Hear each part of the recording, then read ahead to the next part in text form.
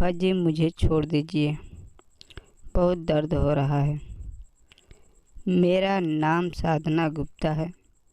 यह उन दिनों की बात है जब मेरी उम्र केवल 19 साल की थी। मैं उस वक्त बीए फाइनल में थी। उस समय मेरे पापा काफ़ी बीमार थे, तो हमने काफ़ी आर्थिक दिक्कतें थी। मेरे परिवार ने पापा के इलाज और दूसरे ज़रूरतों के लिए फूफा जी से पैसे उधार लिए। बहुत इलाज के बाद भी पापा बच नहीं सके और उनकी मृत्यु हो गई। मेरे पापा की मृत्यु के बाद हम लोग बिल्कुल बेसहारा हो गए थे। अब हमें फूफा जी के पैसे भी चुकाने थे जो हमने उधार लिए थे, लेकिन हमारे पास पैसे नहीं थे।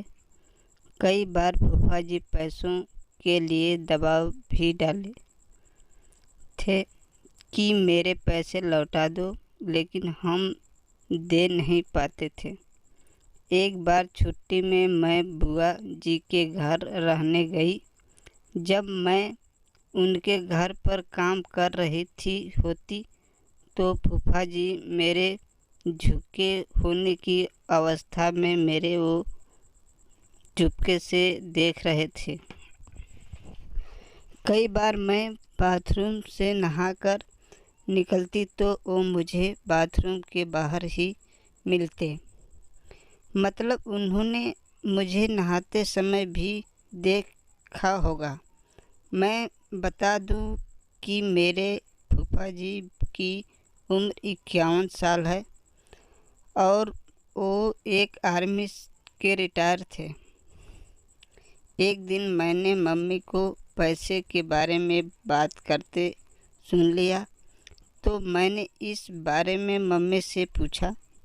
मम्मी ने मुझे बताया कि हमने उनसे बहुत पैसे उधार ले रखे हैं, तो अब हम कैसे इनसे पैसे चुकाएं, समझ नहीं आ रहा है।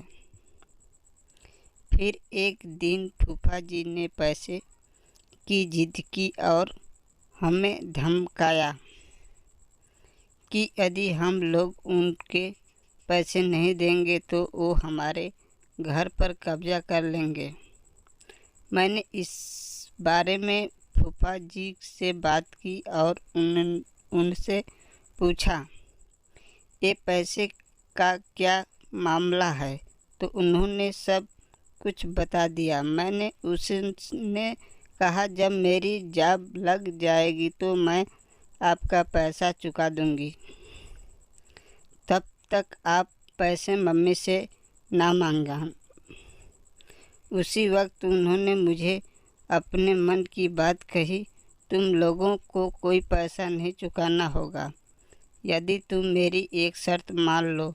और वो शर्त थी कि एक रात मैं उनके साथ वो करूं। मैं उनकी बात सुनकर घबरा गई। मुझे बहुत डर लगा। मैं चुपचाप उस समय वहाँ से चली गई। लेकिन मैं पूरा दिन यही सोचती रही और फिर मैंने मम्मी को परेशान देखा तो फैसला किया कि मैं फूफा जी को यह शर्तें स्वीकार करूंगी। मैंने अगले दिन फूफा जी को दबी आवाज़ में कहा कर दी। उन्होंने कहा, आज रात फिर तुम डेरी। मुझे अजीब सा डर लगा। उन दिन घर के सब लोग एक रिश्तेदार की शादी में गए थे। मैंने पेट दर्द का बहाना बनाया और शादी में नहीं गए और मेरे फूफा जी भी शादी में नहीं गए। अब केवल मैं और फूफा जी ही घर पर अकेले थे।